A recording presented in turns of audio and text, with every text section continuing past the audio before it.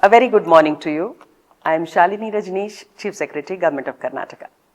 Today, April 1st, 2026, we are going to start a very important initiative, which is the digital census of the country. We all know that our Constitution provides for a democratic setup which is by the people, for the people, and of the people. You may ask a question, what is it that a common man has a role to play in governance? Well, while the Constitution provides you the rights under the governance, it also lists out the duties of a common citizen. Don't you all use your rights and duty while voting for every election? Similarly, every decade, Government of India conducts a census of all the people of the country. It includes the states, the districts, the taluks and the villages, urban, rural, all.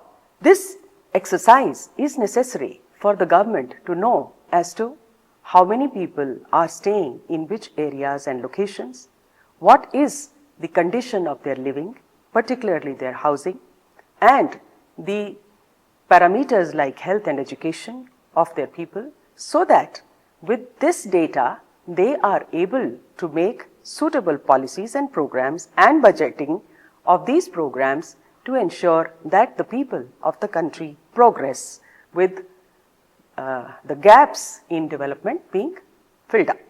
I am happy to inform you that the government protects the data, the information given by any common citizen to this census activity through the Census Act as well as the Digital Personal Data Protection Act of 2023.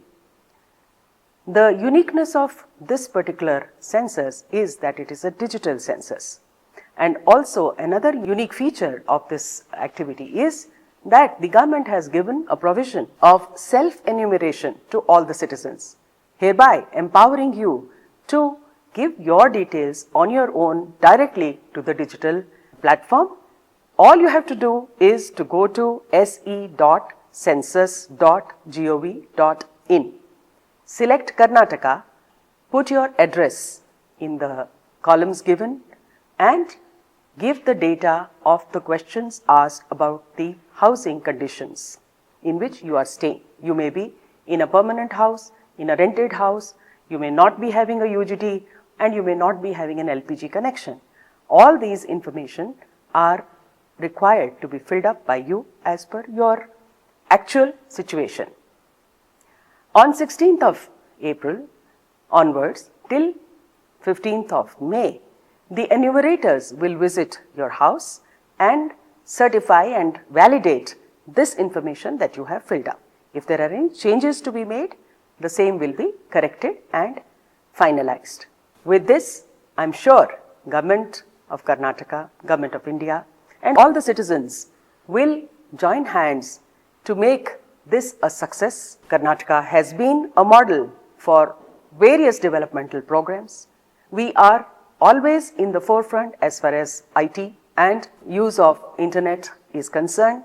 All our citizens are mobile and IT savvy. So I'm sure it will not take more than 5 to 10 minutes for you to fill up this information through your mobile, and I have just done it. I'm sure you will also make use of this opportunity over the next 15 days as per your convenience and fill up these details to be a part of the progress of the country as a whole.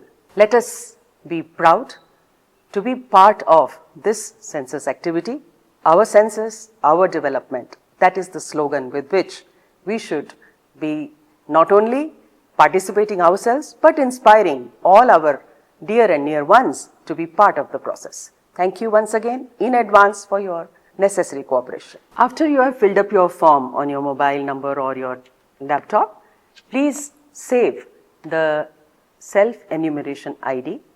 This will be required when the enumerators come to your house for validation. In case you neither have a smartphone, nor a laptop, nor a computer, then there are several citizen service centers, Seva Sindhu centers, and in the villages, Bapuji Kendras, and so many cyber cafes. Your colleagues may have smartphone.